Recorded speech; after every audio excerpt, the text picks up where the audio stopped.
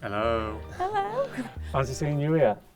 You nervous when I touch the ball? Your heart drops when someone came up to you. You look really like Harry Maguire. And you turned around and was like, no, I've never had that. Yeah, I do that sometimes. Not everybody knew about your name, that it was everyone calls you Harry now. Can you tell a story about that? Hi guys, Harry Maguire here. Today I'm being interviewed by, I don't know who, but I've been told they're one of my biggest fans. Why has everyone been so strange about this, George? The guy, whoever it is, just sits down and just doesn't, they know what questions? Yeah, they're going to read those questions. And then we just speak. Hi, I'm Daisy. I'm Harry Maguire's younger sister. Come with me, let's go surprise him. Harry has been told that his biggest fan is here to interview him today, but he has no idea that it's me. Come on, tell me. He's in the room now. Let's go surprise him. Hello. Hello. Fancy seeing you here? Ain't got a clue? Not got a clue. You qualified for this? No, not at all. I ain't got a clue. Are you nervous? Yeah, I've been nervous all night when I were lying to you at your house. She was there last night and I actually said to her, someone's interviewing me tomorrow, I ain't got a clue who it is it you? And she's like, no, not at all. Ask me these questions.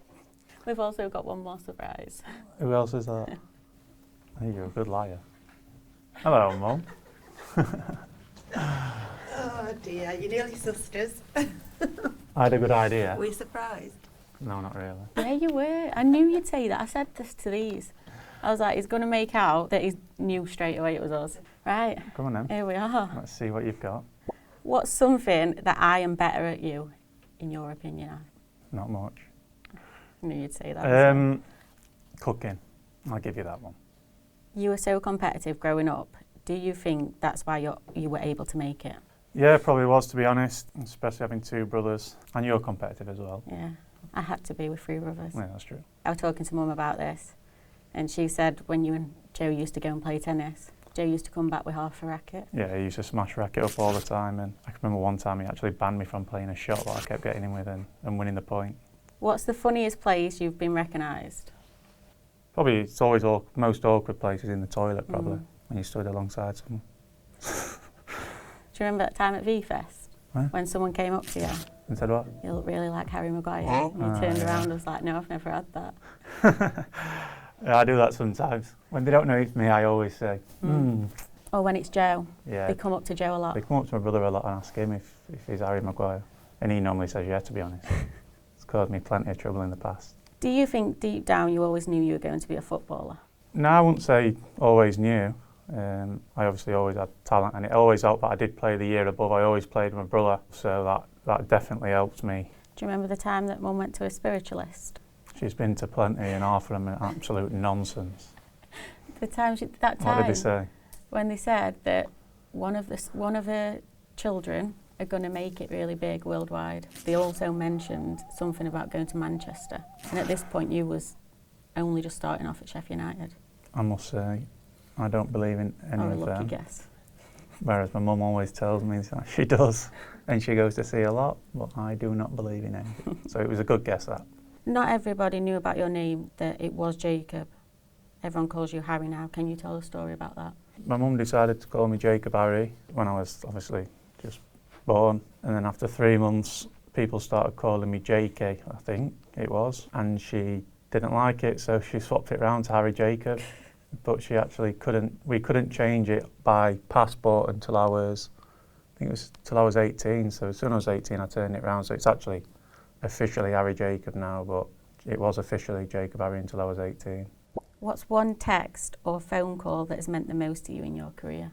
Oh yeah, I got a message off David Beckham when things were when we're going through a bad time, and obviously he'd been through a bad time through his career, obviously many good times, and he's such a role model and iconic figure of this country, and someone who I did look up to when I was growing up, and I've always said it when I was in the playground. And being a footballer, I was always trying to be David Beckham. Unfortunately, I ended up at centre back, and he was getting all the goals and assists on the wing. It was a long text, so it wasn't something that I can memorise. It was really long. It was nice. It was really thoughtful. Obviously, explained that he'd been in the situation and how he'd overcome it and things like that. And no, it was a real nice text from someone who he's such a figure in this country and a role model to so many people. What's one thing you still want to achieve in your career? Win more trophies, really. I feel like I've been so close in so many finals.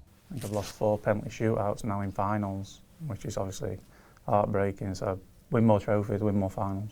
Who have you met since being a footballer that's made you the most starstruck? I probably would go when I first met Robbie Williams, probably. Now you're friends. Yeah, now I'm friends with him and keep in touch with him. But he's, yeah, when I first met him, he was someone who we'd grown up and listened to all the way. Do you think you'll ever become a pundit or a manager after you retire? There probably is a chance I'd do one or the other. I'm doing my coaching badges, so I'm in the middle of my A licence, so that gives me opportunity to be a manager. Yeah, I think there's a chance that I could work in the media and voice my opinion. Bad answer. What do you think? I think you're better off just staying out of it. We've been through enough. Who would make up a 5-a-side team of players you've played with? In goal, I will go with my good mate Jordan Pickford. A good banter. Yeah, he can bring the banter, wave his arms about, shout at people.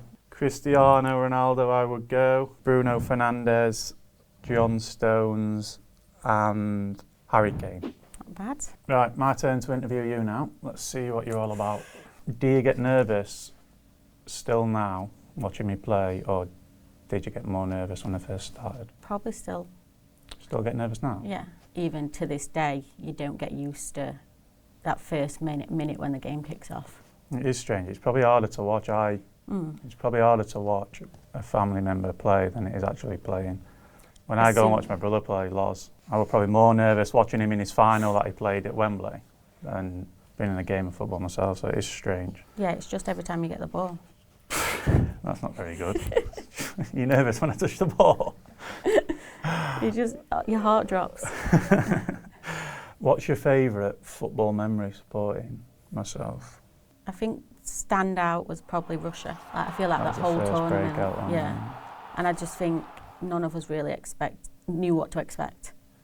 And then with what you did there was just mental. Yeah, I don't think any of us feel like there was that much pressure on that tournament for myself, but also the team as well. And that's probably the last time in my career I've probably had that sort of feeling. So ever since that tournament, we've had the pressure of that we've got to win, really. Let me think of another question. Are you coming back to ours later and cooking us tea? No, going home now. Spent enough time with you. Hold up. Thanks. Shocked, Harry. No, not really. Yes, you were. I knew you did. I told you. Everything David surprised you. I think he does deep down. He just doesn't like to say it. Right. See you later.